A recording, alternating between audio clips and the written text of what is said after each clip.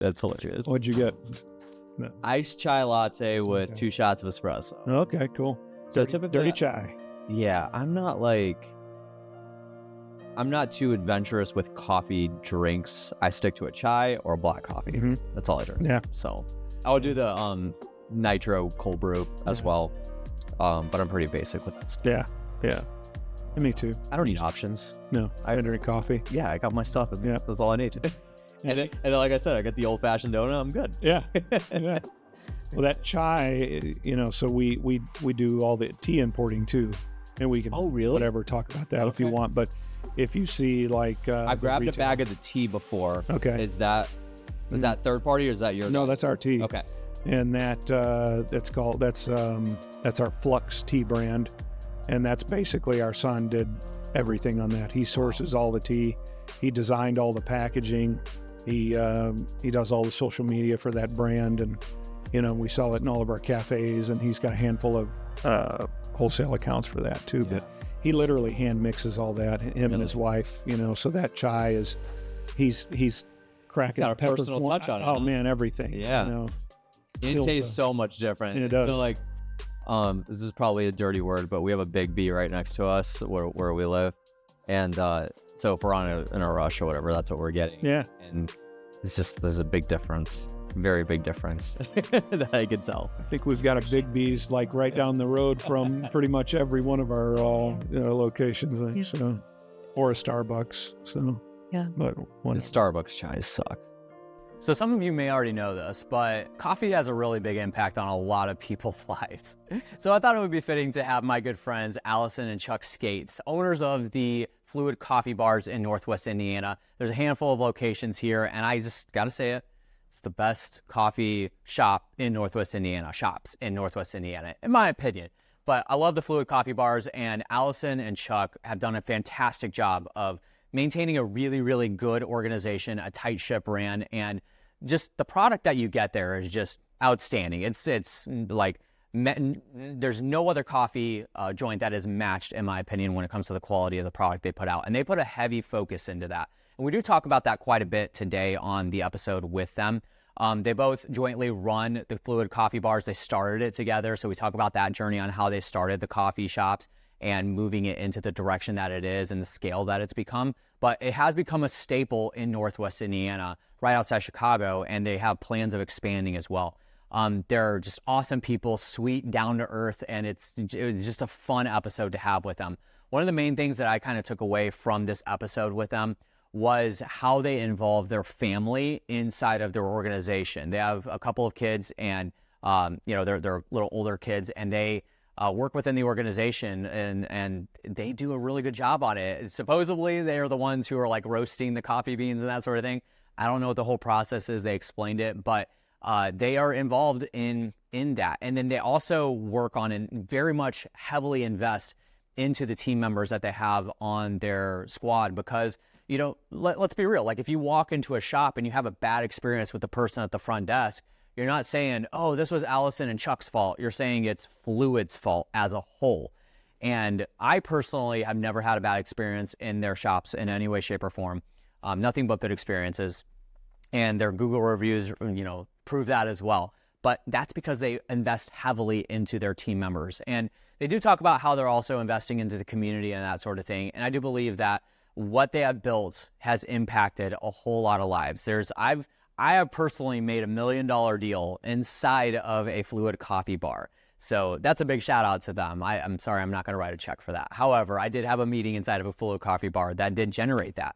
And honestly, who knows if that would have gone down if I wasn't in a good environment. So just the designs, the build out of the way that they've designed the shops and that sort of thing, they put a lot of thought into that. And obviously that can impact communities, that can impact their families' lives, and it can impact their lives. But more importantly, it impacts the lives of the people that walk into the shop. And one of the things that Alison actually said that kind of struck me as a business owner was, she said, we don't have as many locations as, say, a Starbucks or a Big B or whatever that's in the area. So while somebody's driving to one of our shops to get coffee, they're passing a couple other coffee shops just to come get a cup of coffee or a drink from our shop. And that's really heavy. That's a really big responsibility, because they could stop 5 minutes prior to that at a Starbucks and grab a drink there. And so for me, I thought about that like, wow, that's kind of deep to think about it that way. So they put a lot of emphasis on customer service, delivering a really great product, and investing into that. So this is going to be a great episode. I'm really excited about it. If you guys haven't checked out a Fluid Coffee Bar, make sure you do. You can just look them up on Google Maps and they come up. There's one in Valparaiso, or actually there's a couple in Valparaiso, one in Michigan City, one in Crown Point, and hopefully one in St. John, Cedar Lake soon. So that's it. I hope you guys enjoy this episode. They're, once again, just sweet people, and I'm really excited to bring them to you here.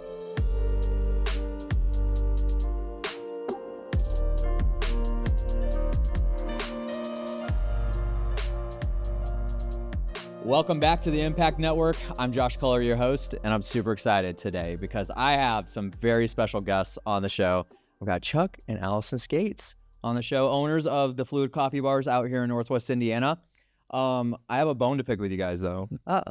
There is no Fluid in Cedar Lake or St. John. Oh my gosh. So we may have to fix that. Yes. Yeah. Sometime. Maybe I could help you out with that. I don't know. But Fluid happens to be my favorite a very wide selection of coffee shops and options to pick from. Fluid has always been my favorite. Even before I met you guys and knew you, I've been going there for quite some time. Even when you didn't have the Crown Point location open, I was trekking out to Valpo to hang out every once in a while. So, Thank you. Thank you so much. I'm a dedicated fan. Thank you. For sure. Well, I'm really excited to interview you guys. This is our first conversation really face-to-face. Our mutual friend, Jeff Lyons, connected us. Jeff being on this podcast episode. If you haven't checked that out, make sure you go listen to that one. That was a fun one. But I'm really interested to kind of open up your guys' story. So you've been, 8 years last month, correct? That's right. Correct. Yep. For Fluid. Were you guys in business at all before that? Yeah. I mean, Talk about that a little bit. What did you guys have going on before that? I was in the building industry for many years, and so that's what I did previous to starting Fluid. But all through that period of our lives, or my life, we had our own small business, remodeling crews, things like that, off and on. But we connected way back when through art, and we met in high school, and art has always been like kind of at the base level for us all these years. So and then Alison did something. I had an Etsy shop before. Okay. And besides an Etsy shop, I guess I started out buying and selling, kind of wheeling and dealing when our kids were growing up, to the point where Chuck was finally like, you should quit your job and do this. And what I did was I would go like basically south of US 30 here in Northwest Indiana and through Middle Indiana and buy mainly mid-century modern furniture and decor. Okay. And then selling it to like Chicago or the bigger cities. And then I got to be the third vintage seller on Etsy. So when Etsy first started, they were only doing handmade, and then they let vintage go on there. And I was a Etsy fan. Okay. And so I was the third person to sign up selling vintage. So it was pretty easy to grow from that point because Etsy grew and was very empowering. And I always like to encourage women, especially, and there's many men on Etsy, but there's a lot of women that are trying to raise their children and things like that, that are really having those Etsy shops. And honestly, that was the beginning of running a real business and trying to balance all of those books and things like that for me. Yeah. I did that for several years. Chuck really encouraged me to do that and actually was partners with me so much in that as well. So now, when did that start? That would have been around 2010. Okay, gotcha. So that was in the early days of Etsy then, for sure. Yep. I have a couple of ladies that are going to be on the podcast that are friends of mine and my wife's, and they have Etsy shops, successful Etsy shops at the moment. And that is definitely, what one of our closer friends, she does, her brand is Sage and Clay Designs, and they do like earrings and like handmade jewelry and stuff like that. And just the simplest things, but she loves the fact that she can do it all from home. And they don't have a family right now, but obviously a husband, but it's like really great freedom and a great, it is, it's a great kind of entry point for being a business owner, if that's the direction you want to go into. It really was.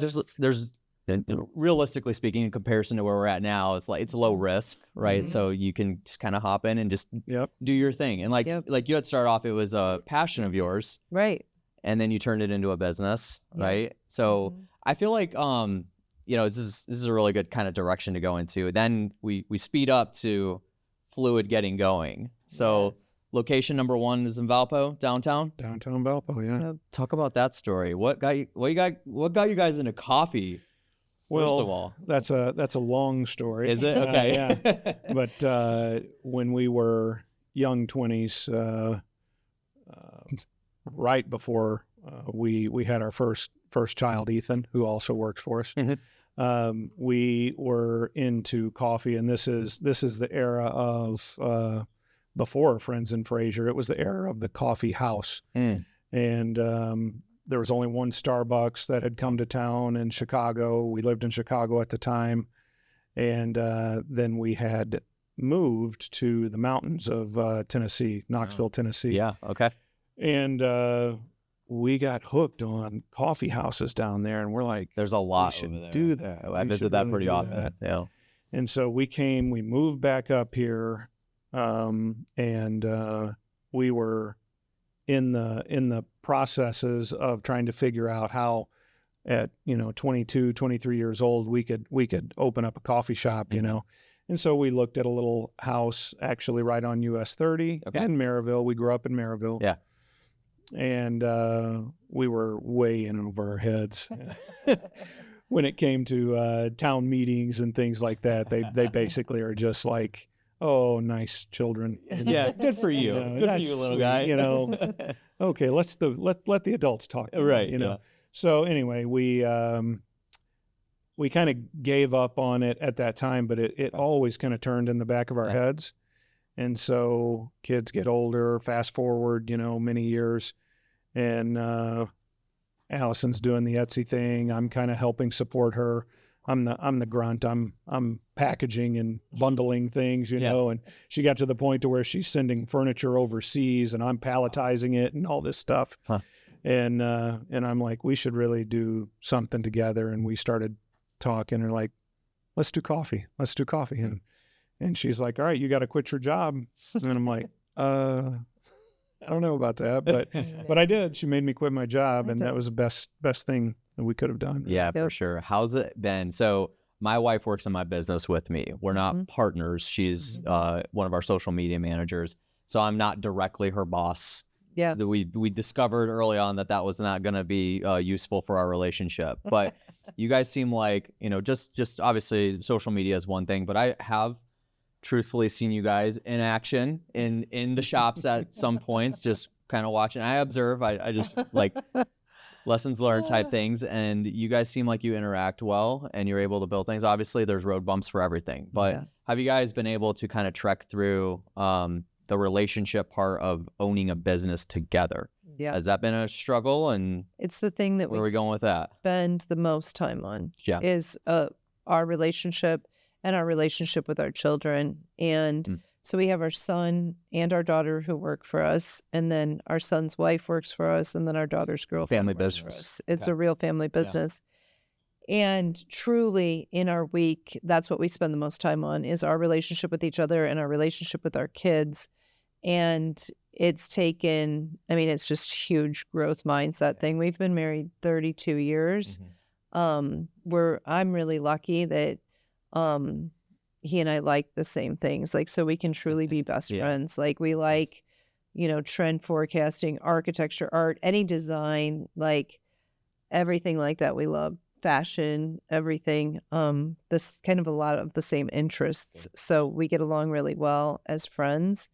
But as far as like our romantic partnership and a business partnership being a parallel thing, it's extremely difficult.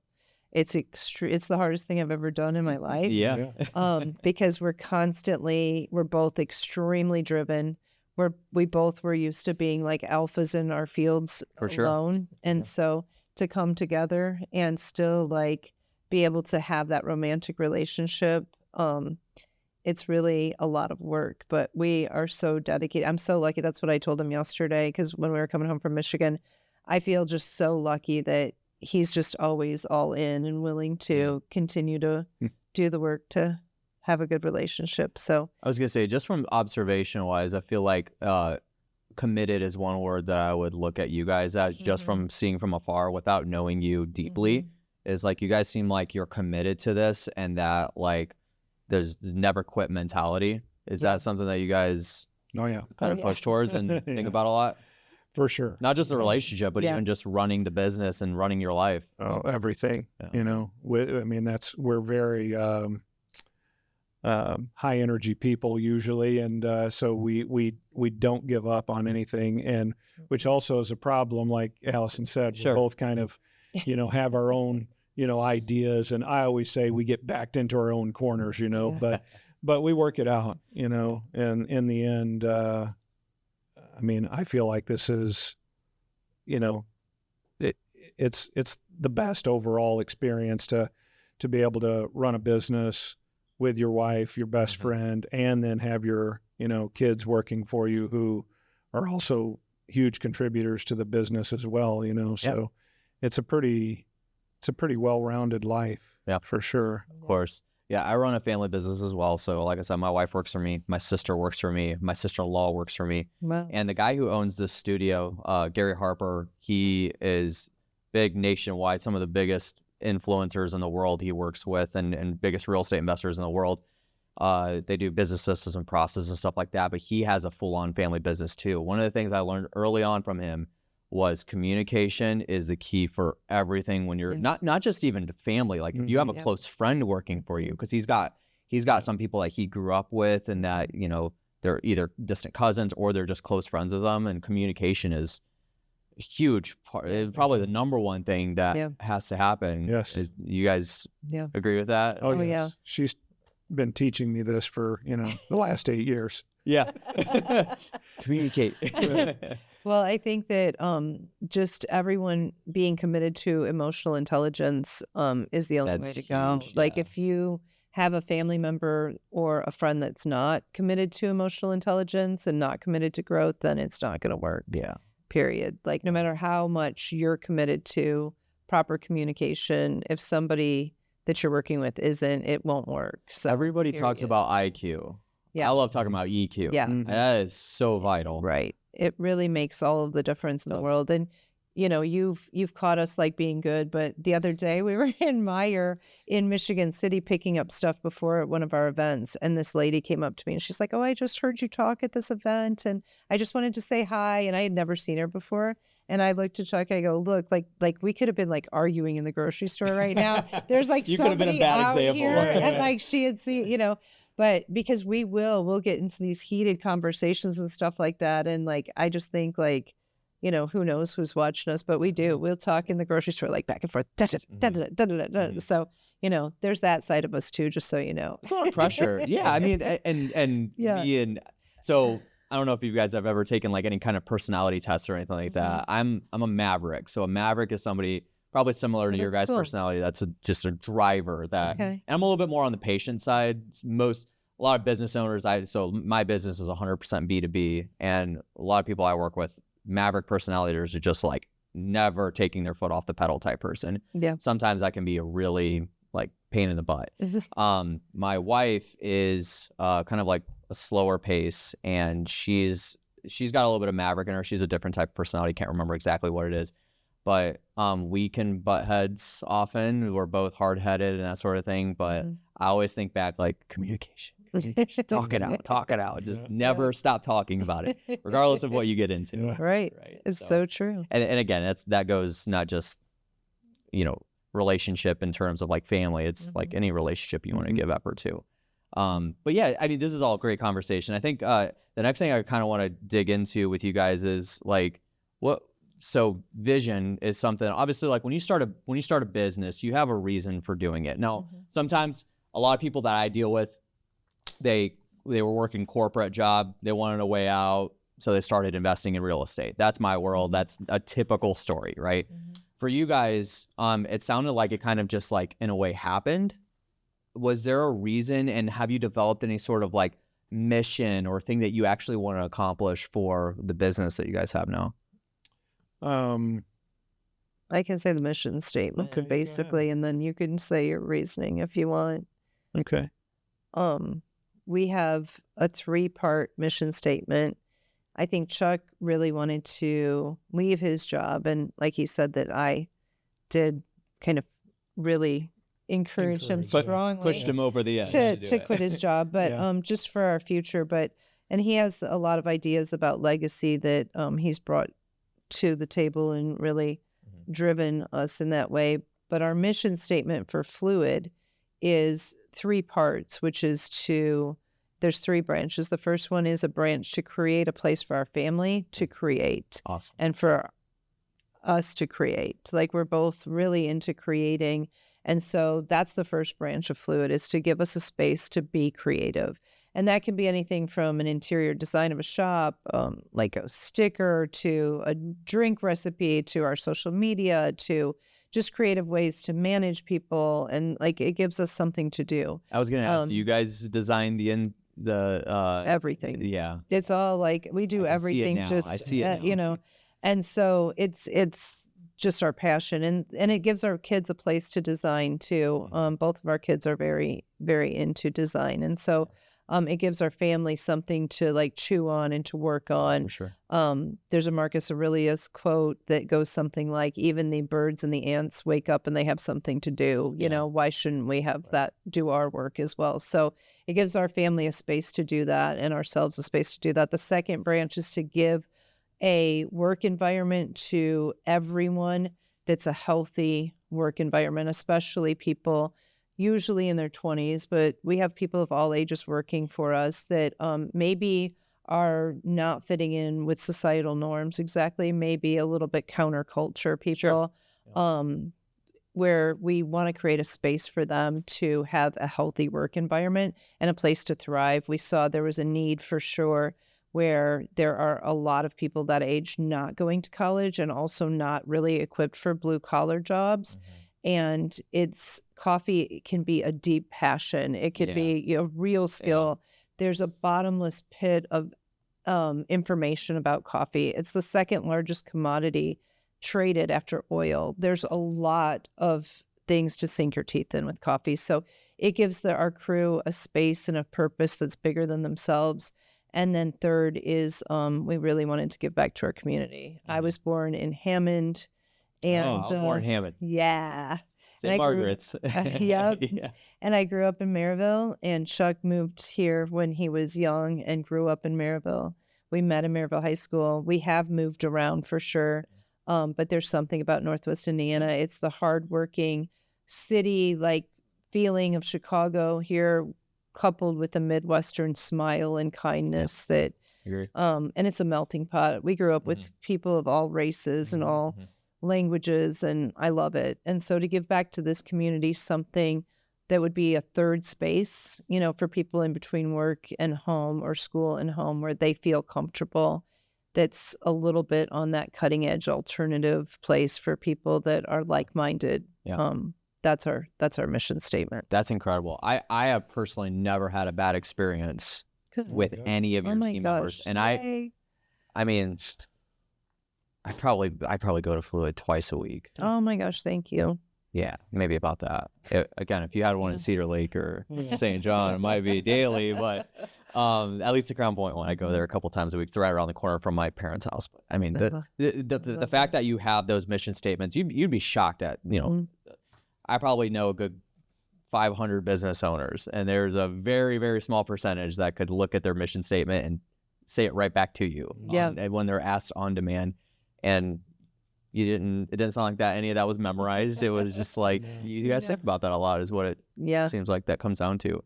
And then what were your thoughts? You were gonna Well, I would add follow to up on that. Yeah, one of the things that we, kind of focus on is Kaizen. You'll see that Japanese term, I think we have it at all stores, but that's been, and if you ask our kids about it, they've heard their mom and dad use that constant never-ending improvement, around them since they were kids. And so that, on a personal level, that's how we always feel. If we're not improving, then we're the proverbial dead fish. We're floating along, going along to get along type of thing. And, that's just a personal thing all the time. We're always trying to do something a little bit better, than we were. But like Allison mentioned, legacy really came into play when we first started. It was like I did want to quit my job. I'd been in that industry for 20 years. I needed to change. You could call it midlife crisis, midlife transition, whatever. And it had gotten to the point to where, I needed to make a change. And luckily I'm married to somebody that really helped me, do that. And so we just decided to jump in both feet. I mean, we were like, we don't know how we're going to get paid. We sold our. That's the best way to do it. Yeah. We had a big house that we thought was our, retirement dream home. We had 4 acres out in the country, and basically we sold it to Start Fluid. And our son was in college. He was in engineering school, and they were none too happy with us selling their house and moving. And then our daughter was about to graduate from high school, right before we opened, or right after we opened, she graduated. But once we got started, I mean, it was really like a passion, a change. I always wanted to do something. I always thought that we could make a great partnership and business. But I'd had that. You've probably heard the term chained elephant before, and we've talked about this in detail between late night conversations. But just always knowing that you had more potential, but never really, taking that plunge, and that's what we did at 40-something years old, And then the legacy came in once we started, and the kids were like, "Well, hey, we want to work here. This is awesome." Awesome. And then we're, we do a lot of traveling. We have a travel van. We get around and we tour a lot of mansions, and a lot of those mansions are family-owned entrepreneurs. They turn of the century, 1800s. Anyway, we would go to these places, and it was like light bulb moment. We were at the Oliver Mansion, actually, which is in South Bend. Yep.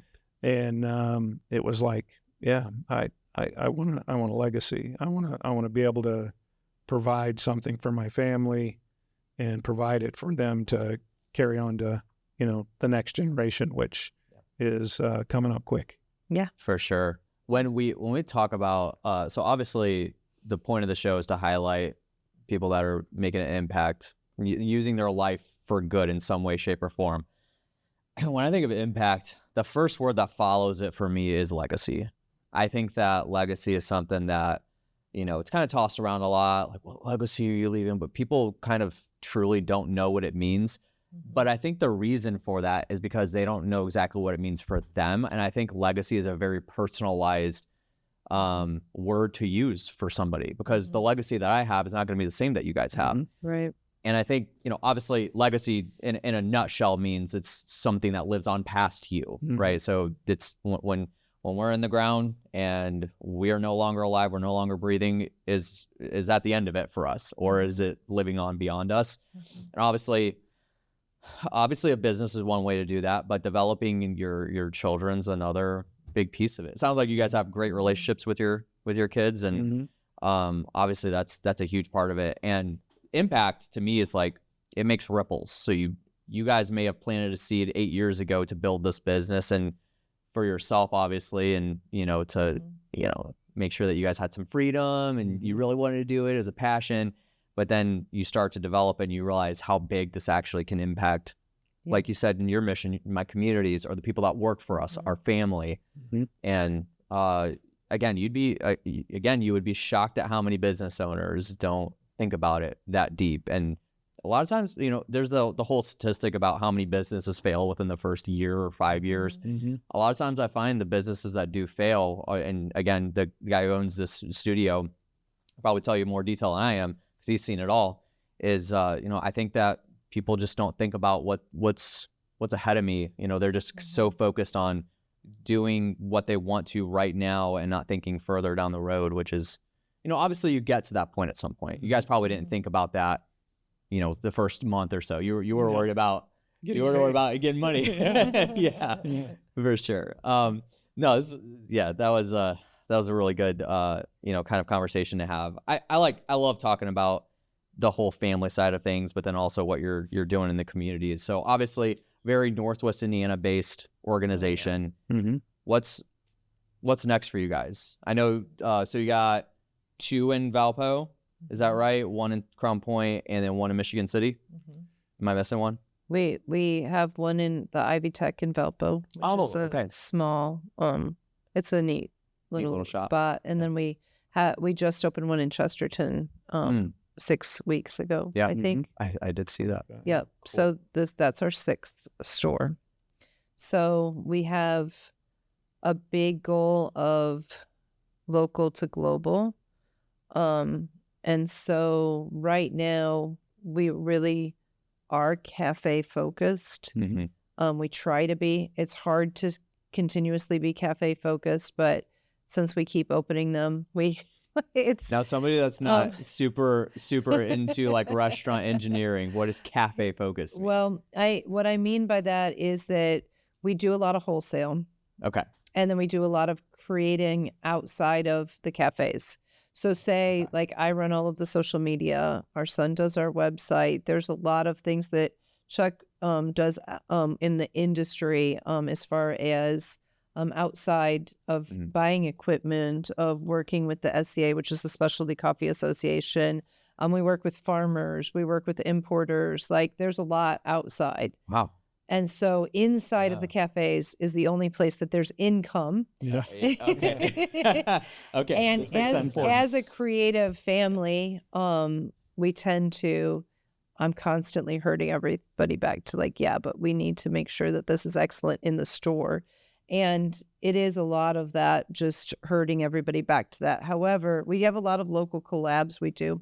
Like right now in Shoreline near our Michigan City store, we have a beer out. At Zorn in Michigan City, we have a wine cooler collab out. In downtown Valpo at Blockhead, we have a cocktail out. At Peddlers in downtown Valpo, we have 2 cocktails for their summer menu.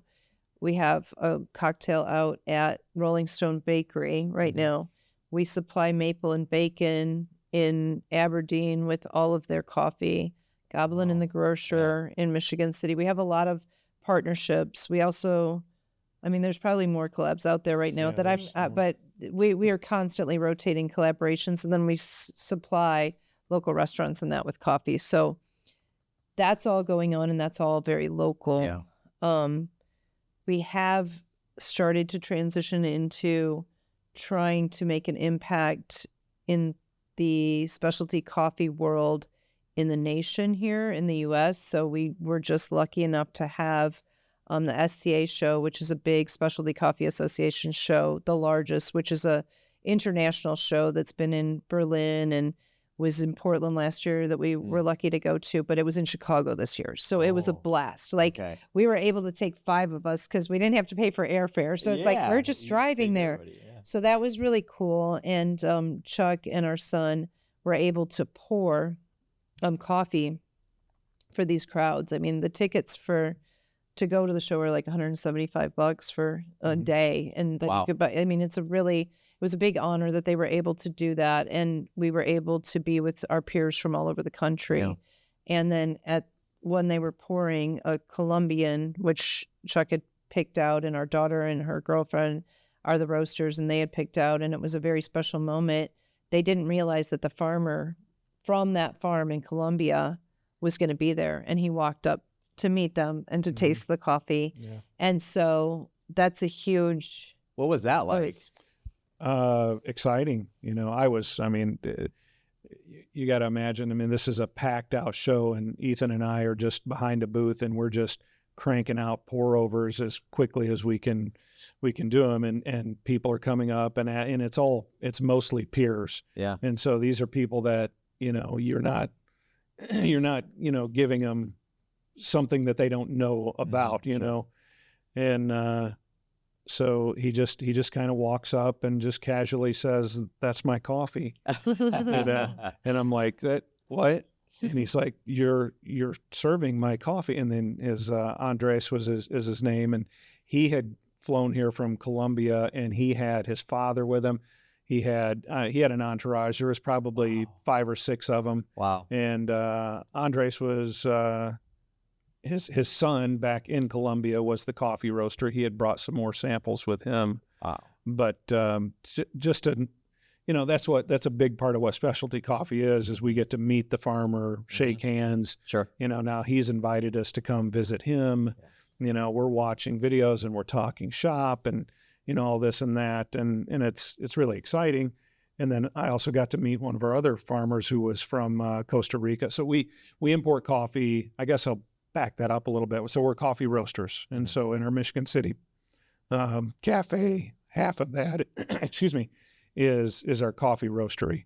And so we roast coffees that we get from all around the world. A lot of our stuff comes from South America just for ease of getting it. But we get a lot of African coffees and Ethiopia and Kenya and Tanzania and all these different ones. But, you know, we're fortunate enough to have some direct relations with some of the South American coffees or farmers. And so one of the guys, older gentleman from Costa Rica, he comes up and he doesn't speak English very well, and he introduces himself, and he does this particular process called Termico process of coffee. Just like Allison's saying, it's a very deep subject, but Termico process is really unique. It's very good. It's one of my favorite coffees. And so this guy introduces himself, and I'm starstruck now. You know? You know, I didn't expect to meet him. You know, I've conversed with him through email and things like that, but anyway, it's really neat. It's special, and that's like what the global, you know, local to global thing, like Allison's talking about. You know, we get to meet these farmers from, you know, around the world, and, you know, that's the global aspect. And, you know, now we're roasting their coffee and we're selling it to, you know, our online sales, our website sales are growing, you know, monthly. And so those coffees go out and, you know, people try them, and Incredible. You know, it's neat. Yeah, that is so great. So it sounds like to me that there's a lot of relationship building that goes into, now I know personally because I run a business. Yes. A lot of relationships, especially when you're at a B2B business. But you guys not only deal with, it sounds like B2Bs, but also, of course, the B2C. What's the difference there? Like in the relationship building, obviously there's a side of like, got to make sure you have happy customers, but then you also got to make sure you have good business relationships. What's that process been like for you guys? It's honestly so similar to me.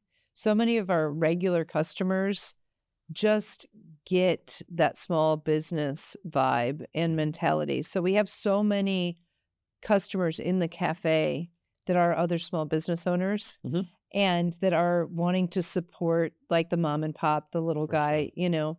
And I feel like a lot of our vendors that actually supply us with things, say like we carry a superfood ball made by Vintage Bakery in Valparaiso, or we carry sodas that are made by Root and Revelry, which they also own Uptown Cafe.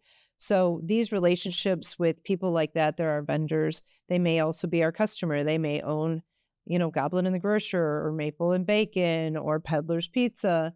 They're also our customers in the cafe. It's such like, Northwest Indiana is just so small town, wholesome, great in so many ways. I mean, I know that we also have like a lot of, you know, crime going on and all of that too. It's not just Mayberry, but at the same time, there's a lot of people just really getting on the bandwagon of supporting each other. You know, Chuck and I try to really support other small businesses, whether they're a vendor of ours or we're out drinking beer, which we love to do. That's one of our hobbies, I guess. Craft beverage. But I think that like those relationships just overlap in our communities. They're small communities.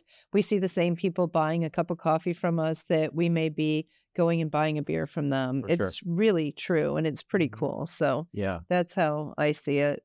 Yeah, that's incredible. I mean, obviously, like one of the things with relationship building, either either B2C or B2B that like most people just don't understand is that you have to have like, again, we go back to the EQ conversation, is making sure that you're on the right level with everybody and you're truly trying to deliver value with them. And it sounds like the way that you guys deliver value oftentimes is by just supporting them. So like you said, you have business owners coming into your shop to support you guys, and then you go into theirs and support them. So it's like in any healthy like business relationship, just supporting each other and delivering value that way is, you know, probably one of the best ways that you can develop any type of relationship with, not just obviously the other business owners, but they're gonna push their consumers to you guys as well.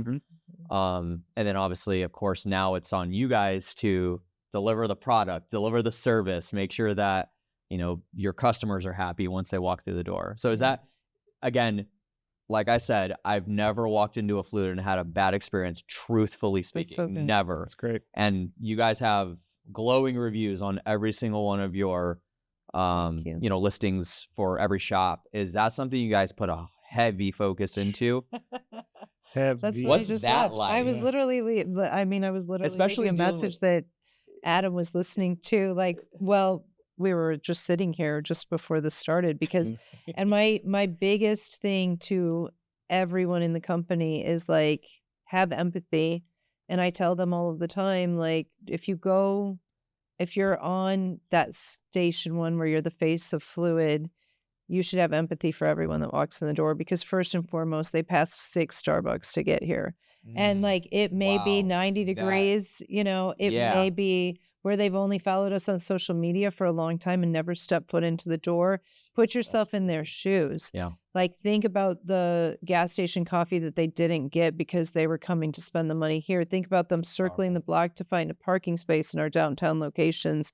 When they walk in the door, you greet them like that, you know? And so I really believe that. I believe that if you're having empathy for the customer, empathy for the guests that literally pass those other places up to support our small business, that they should be treated that way. And then the barista, I just always tell everybody, think about the farmer. Every single coffee bean is picked by hand. There's no machinery.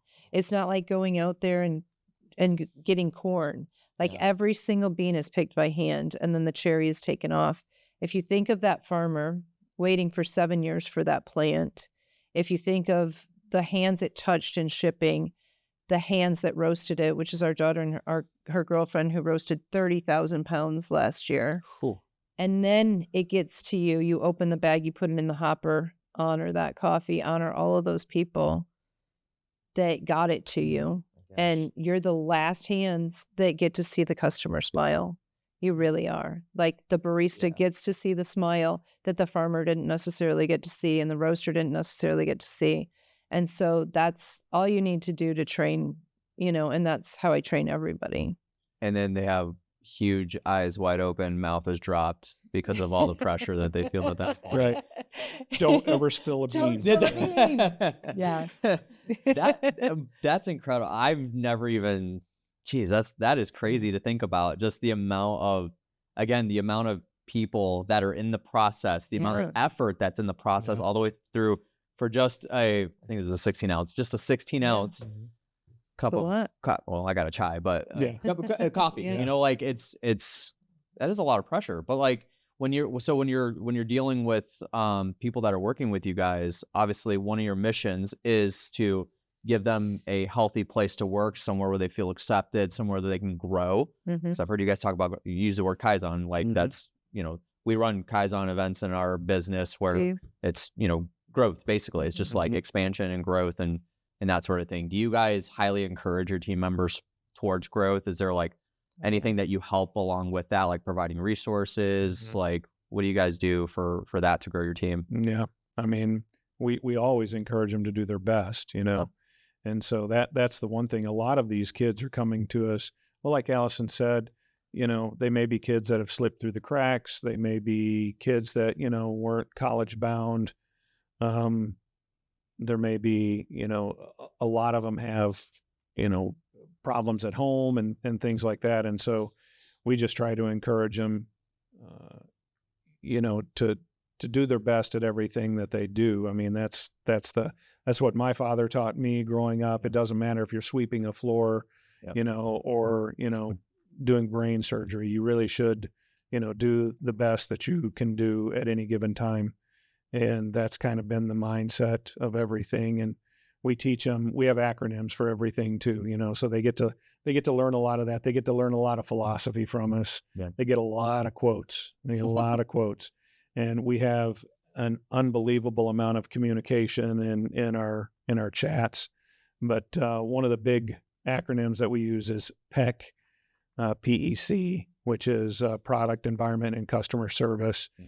And so we feel like, if these folks move on from us, the next place that they go, they'll make that much better of an employee to the next, small business owner or corporation for that matter.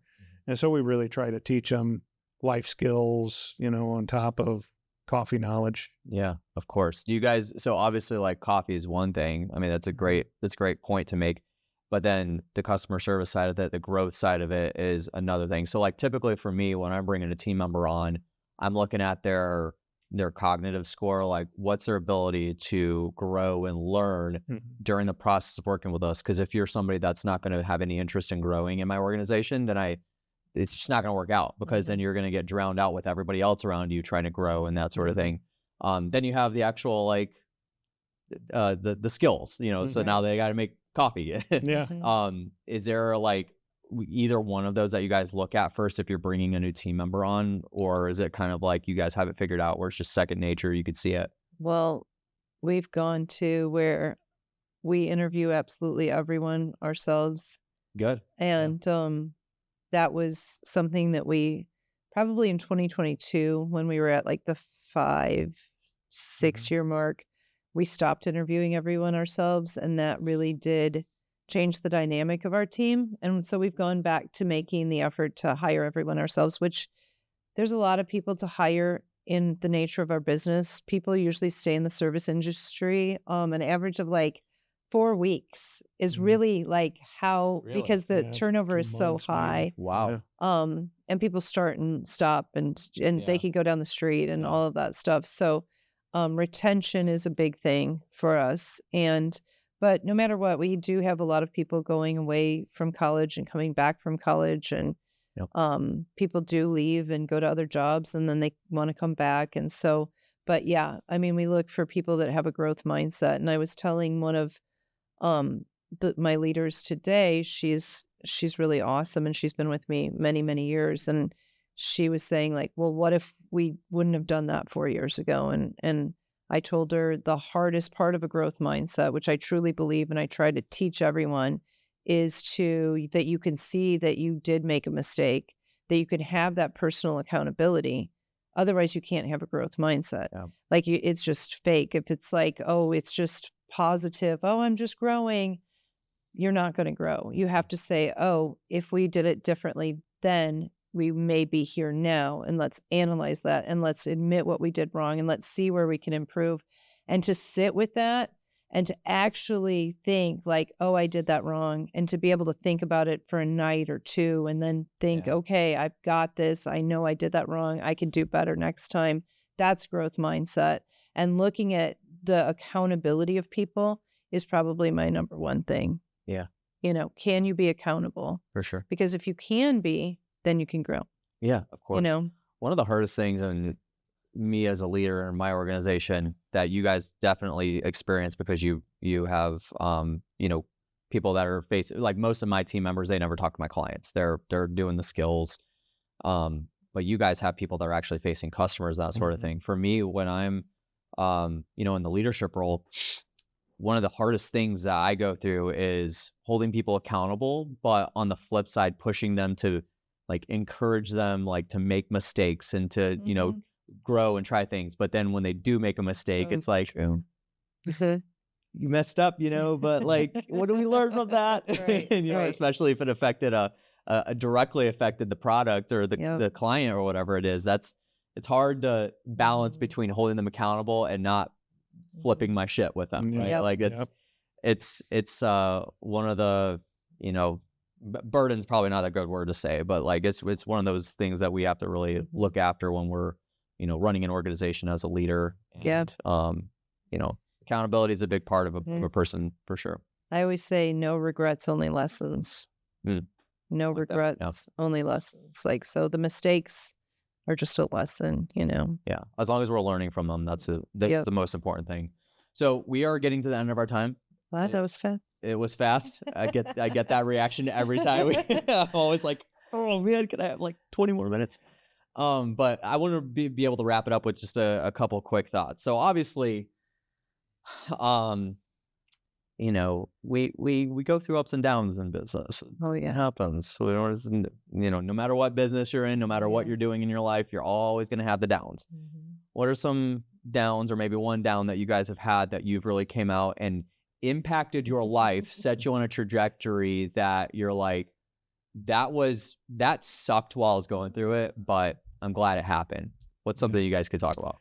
You're already laughing and smiling. So you got one. I mean, because we probably both know what I'm going to say, which is always the example we use when asked that question, and not realizing that we had to pay taxes in a sense. Ooh, that's fun. No, I mean, we realized we had to pay taxes, but we just didn't realize exactly how that was in that first year. And as you grow as a business, you start out and the taxes, maybe aren't due. Sales tax isn't necessarily due for, say, like a year, and then it's maybe 6 months, and then it's maybe every month, or it is every month. But in that first year, we weren't really being so great about collecting those taxes. So that was a real eye opener. So the back end of things of running an actual business is what we try to impress. And I don't think anybody is going to even realize it until they're an entrepreneur on their own or in business on their own. And I always say that I wish they would teach this stuff to kids in school. Absolutely. There's much more life lesson to be taught from running your own business than there is. I mean, you're the master of your destiny in this case, and it's a ton of pressure. And I don't think people realize, the bookkeeping and the late nights and the taxes and the collections and the all of that nobody sees. It's the man behind the curtain. And that has been really the biggest challenge, because we're the creatives, and that's what a lot of entrepreneurs are. They're the creatives, but we have adapted to that, I think, fairly successfully. But one of the things is that we get a good team, or let's get a good lawyer, get a good accountant, get a good banker, and insurance, those type of boring things that, us have to be done. But Yeah. And again, that is part of the pressures of being the head honcho, being the CEO of the organization, is you have to, there's a growth evolution, right? So we start off as the craft. So for me, I was shooting video and managing social media, editing video myself. And then there's the next level. If you are going to grow at that point, then you got to start taking on bigger responsibilities. Things are a lot more headache. And if you grow the team, expansion, stuff like that, there's a lot of balance and pressure. And I always say, even though I love business, I can see myself always being in business. That business is not for everyone. You still need a supporting cast. And like you said, team, like I would not be here today if it wasn't for my team. And I'm sure you guys could say the same thing, not just your direct employees, but like you mentioned, your CPA, your CPA, your accountant, any bookkeepers, your attorneys, like all those people that really help move the needle for you guys. So this has been so much fun. Thank you guys for joining. Thank you. I hope to have you guys back again soon. Maybe I'll run into you again at another shop. You guys, making my chai for me. That'd be good. You guys make a good drink that's like nobody can top. Oh, I would say to try a Scates, which is our last name, which is on the secret menu. Secret. Yeah. And so just ask for that Okay. and ask for it. Do you drink hot coffee? I do. Okay. Ask for it. It's really good. Yeah. Hot Scates. Okay. Yep. Got Yep. it. We'll do that for sure. Yep. All right. Well, thank you guys for being on. Thank you for making the trek out here. If somebody wanted to collaborate, you talk about collaboration a lot. Mhm. If somebody is in Northwest Indiana, local business, go to the website, contact page. I think you guys have a form there that they can fill out. Is that right? That's right. Okay. Same thing with artists. We really are involved with the art community. And if somebody wants to display their art or do a pop-up or anything like that, go to the website. Yeah. Mhm. I love the decor that's like one of the main reasons why I would go to a fluid. Thank you. Normally when I go there, I'm not just like popping in and out like I did for this trip. I'm hanging out there for a little bit. Good. Hanging with people. It's my go-to place to meet Oh, somebody. I love that. Thank you so much. Cool. Well, thank you guys for your time. I'm very much looking forward to getting this pushed out to everybody and for people to get to listen to this. So thank you so Us much. too. Thank you. Thank you. Awesome. Well, that's going to do it for today's episode, guys. Thank you so much for listening and joining. If you haven't already, make sure you have subscribed to the show. Leave us a nice review if you haven't already, if you're listening on Apple Podcasts or Spotify. And of course, make sure you do connect and look at all the description, the links down in the description below in the show notes. And I think that's going to do it for the Impact Network today. Thank you for joining, and we'll see you on the next one.